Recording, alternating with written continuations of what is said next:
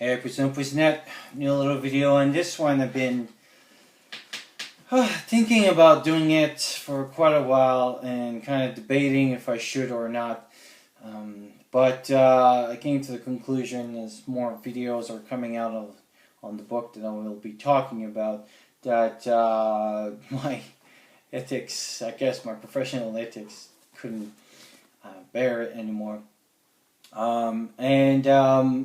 I felt because in the past I did some video response to some stuff when I disagree on opinions on other people, and it was to trigger some discussions. In this one, it will be a little bit more harsh because it is actually I find it's bad information basically, and all the stuff that I'll be talking about, most of the stuff I'll be talking about, I'll put links below to prove that it's not things that I'm just saying out of there. So by subscribing to my channel, you know that I have interest in wilderness medicine, and lately I've been doing that self-reliance medicine interests, and so in the quest of always looking for better knowledge and everything, I bought the book that pretty much now everybody in the community is talking about, and it's the Doom and Bloom, and it says here it's a survival medicine handbook, and even in the first few chapters they talk about how this book is really different than all the other books, because wilderness medicine books always tells you to evacuate the patient. And what if you cannot evacuate the patient? Fair enough.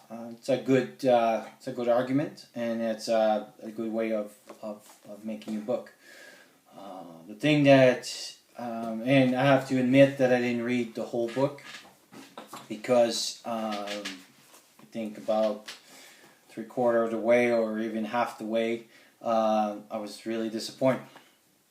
I won't be talking about any of the herbal treatments because I don't have enough experience in that field to make any statements if it's true or not.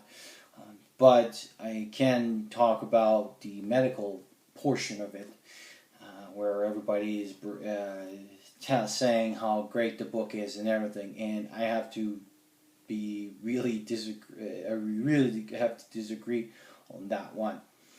The one thing that I find, I like the concept of the book, that it mixes a whole bunch of the herbal and the traditional and non-so-traditional ways of treating things. The one thing that I found about the book is the lack of structures. As, for example, another book that I've been reading pretty much about in the same time, which costs actually the same price, so content-wise, a little bit, because, you know, bigger page, smaller page, but maybe about in the same time, on wilderness medicine.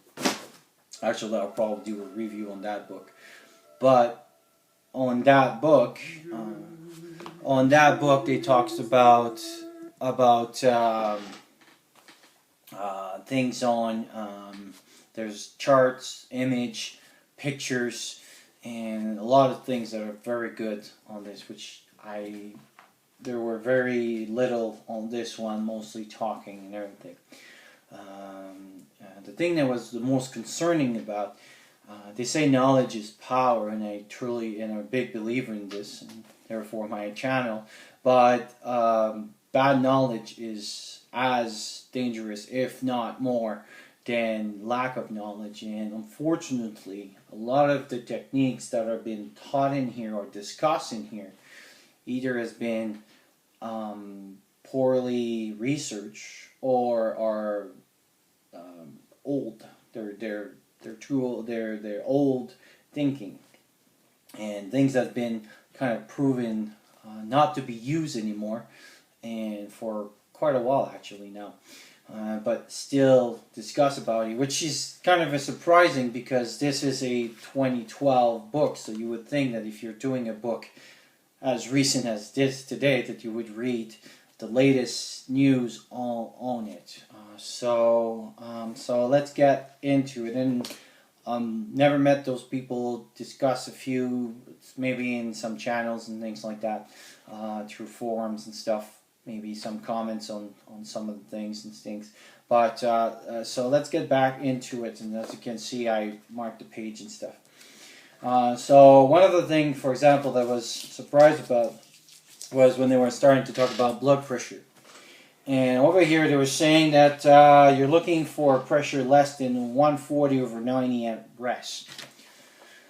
Blood pressure can be pretty challenging to monitor, and that's why, for example, and you'll see further away in my discussion on self-reliance medicine, that I won't really discuss about. Sure, you can do it if you're doing it all the time, and anyway, we'll talk about it in a little bit more.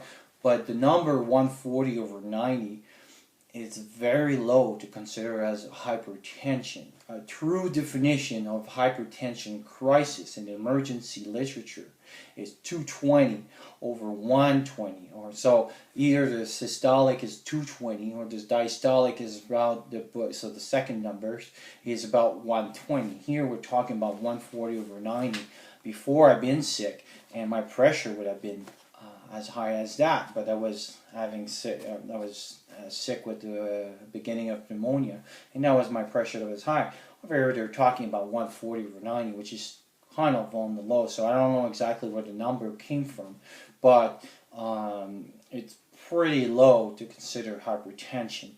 And at this point, symptoms would be more, so the number itself is not very reliable, and or it'd be counting more, would be more what the person was doing in the time and things like that. Again, we'll talk about it more and stuff, but just that number, I don't know exactly where it came from, but the literature really, as an hypertensive crisis, in the literature says it's about 220 for a systolic and about 120 for diastolic. Anything be like that. I mean, I have a patient in emergency that will come with a pressure of 190/105 and won't do anything if they're not symptomatic. Why? Because they're probably either nervous or anything like this, or they're feeling unwell and everything, but they don't really have to have any care. And a lot of the care is just to calm them down, and their pressure will come down. So don't know exactly where that 140/90 comes from. Second of all, so on this one, I kind of was like surprised about this, but both upper and lower respiratory infection are different than asthma, which is a condition where the airway becomes constrictive in the type of spasm causing a particular vocal kind of breathing called a wheeze. Asthma may occur as an allergic reaction or may be associated with respiratory infections such as childhood croup. The treatment of asthma involves. This is very confusing. Croup, allergic reaction, asthma, all those are three different things. Croup is an upper respiratory infection, mostly in kids that adults can have. Asthma is more a chronic disease, and kids it's more defined as reactive airway. In adults, it's asthma, and in older, that you sometimes become COPD, which is a reactive airway of the lower parts, so pretty much on your lungs and everything, and that's what they call vocal. If you hear wheeze, you're pretty much in big trouble. Mostly you hear them in auscultation. And the third one, where they talk about allergic reaction, anaphylactic, is totally different than asthma. Yes, in asthma, you can have a trigger of your asthma because of the pollen on the environment, because it's a reactive airway. So just here, for example, just that description that they're giving is pretty much like confusing for me, that even is a medical professional who knows about that stuff, is that all this thing's been kind of glamour in one little chapter. So kind of a little bit misinformation on that one over here. In the wound care section, again, when I was saying that there's no consistency and stuff, they don't really talk about irrigation on it. They call about washing the wound. Well, irrigation and washing the wound, there's quite a difference, because in irrigation you have to push at a certain pressure square inch to clean the wound, so that the bacterial load or anything or debris or anything that you have will be expulsed from your wounds. Washing just by running a little bit of water, yes, can be a little bit better than not doing anything, but it's quite different than irrigation. You have to go all the way up to this chapter on suture to know about irrigation. Well, this book is meant for people that don't have medical background in how to use it. Well, if I have someone that suddenly have a wound and go straight to the book and start reading about how, oh my God, I have someone in a wound, how can I treat it? If you didn't mention anything about irrigation here and how to produce the irrigation, I find that strange. But they talk a lot about antiseptic and putting antiseptic cream and putting this and hemostatic agents and stuff. But at the end, the first step of everything for all those things is irrigation. But yet you always have all the way up to the suture part to understand about irrigation. So I find that it's a little bit confusing again, and poor kind of direction on people that are, again, are not the people that buy those books are supposed to be very medical trained, but you're supposed to bring them to a level where they'll be able to be useful. I find a lot of the chapters that I read are very small and don't contain a lot of the information and not very well described. Another one on wound, they talk about pressure points. Pressure points have been removed from first aid in, I don't know, maybe 5 to 10 years because they do not work. And there'll be an article below that talks about that. Pressure points has been proven that they don't work, so they don't recommend them for pretty much everything. And on the tourniquet as well, when you read tourniquet about major bleed, they talk about putting the tourniquet, remove them from 15 minutes and stuff. This is an old technique, and actually now it's considered to be one of the mistakes. And again, there will be an article below. It's not the proper thing.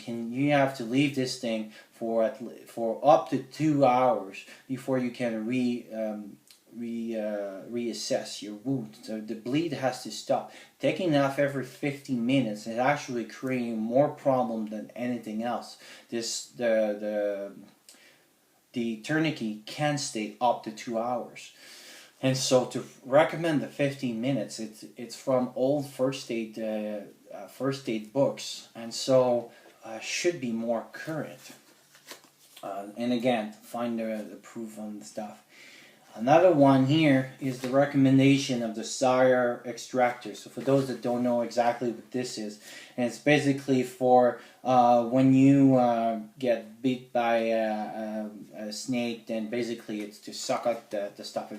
This thing is out. It's been recognized that it's doing more harm than anything, and the advantage that you would have in a certain type of snake that it would be useful is pretty much useless. And again, I'll put an article about something. And the last one that I want to bring in, and actually that was very surprised that it's in there, and kind of dangerous actually of that one, is to recommend metformin for people with insulin dependent diabetic. So for people that mostly are not diabetic, there's two types of diabetes: insulin dependent and non-insulin dependent. And the non-insulin dependent, they can take some pills because they still produce a little bit of insulin. Insulin dependent, they produce none to very non-significant any use of insulin. Therefore, they need to have insulin to produce, because what it does is that your sugar, insulin is basically like a key to open the door so that the sugar can go into the cells.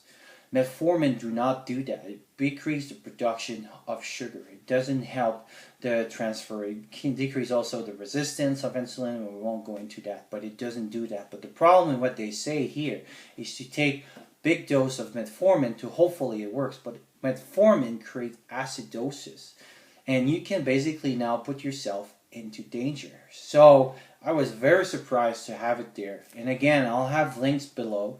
And I was very, very disappointed about this book. So anyway, if you have any comment, just put it on there. Talk to you soon.